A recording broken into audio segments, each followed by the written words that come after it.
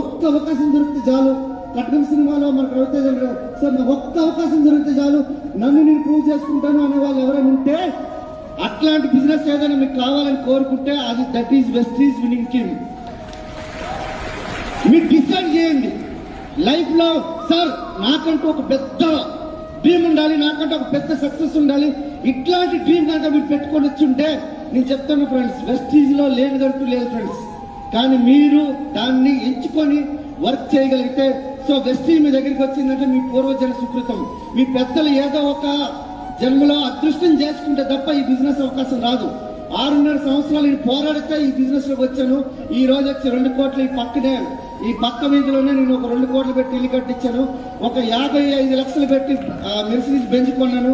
ఈ రోజు సంవత్సరాలు వచ్చి 2.5 కోట్లు, పర్ మంత్ 16 లక్షలు. ఈ రోజు ఆల్మోస్ట్ ఆర్గనైజర్లు 147 మంది కార్ ఇచ్చి వస్తున్నారు. ఇంతకు మించి ఏం కావాలి?